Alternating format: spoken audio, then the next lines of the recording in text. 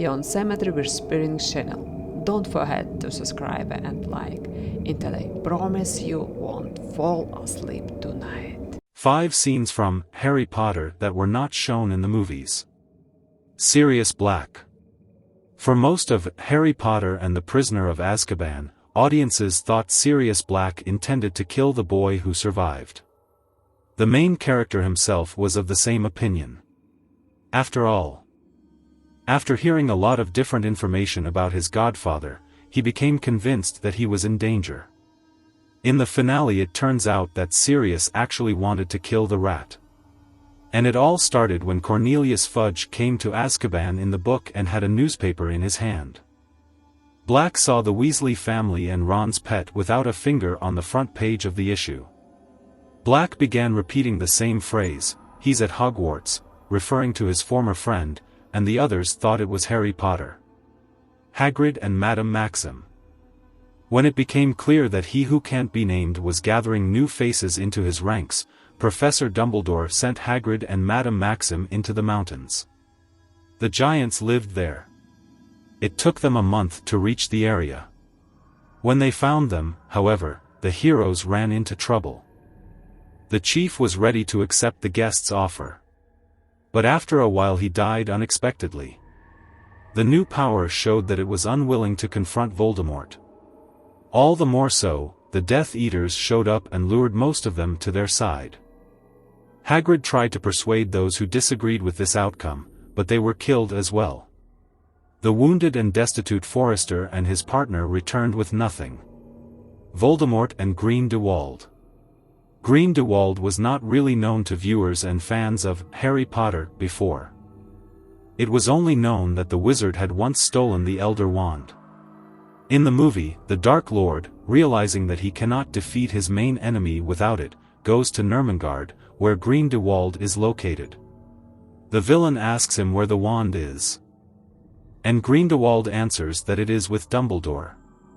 Hearing these words, the wizard transgresses.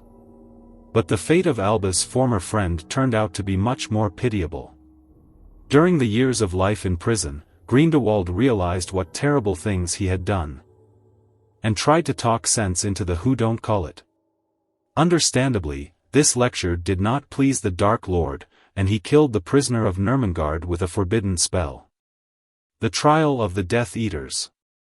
In the 4th part of the saga, viewers are introduced to new faces and realize that hard times are coming from now on. When Harry Potter plunges into the maelstrom of memory, he is at first unaware of what is going on around him.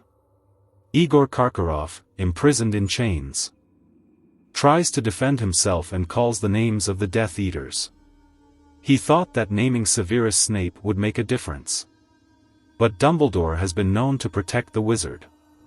Waiting for the right moment, Igor said another name and revealed Barty Crouch Jr. in the book. However, everything is much more extensive. Ludovic Bagman was one of those tried. The tapes don't mention him. He did help Harry during the Triwizard Tournament, though. The man was accused of supplying information to Augustus Rookwood, thinking he was helping the Ministry of Magic. Then readers are introduced to Igor Karkaroff, who gained his freedom by naming Augustus. At the end, Bellatrix, Rabaston and Rodolphus Lestrange, and Barty Crouch Jr. are tried. What became of Barty Crouch Jr. in the finale of Harry Potter and the Goblet of Fire? We learn that Grum is actually Barty Crouch Jr. when his true intentions are revealed. Severus stays with him and waits for Barty to come to take him to Azkaban. In the book, however, a sad ending awaited the villain. Cornelius Fudge came along with the Dementor, found out what Barty had done, and sentenced him to a very horrific outcome. Crouch Jr. had a Dementor kiss waiting for him. After that, the antagonist was gone. What happened to the character after that is unknown.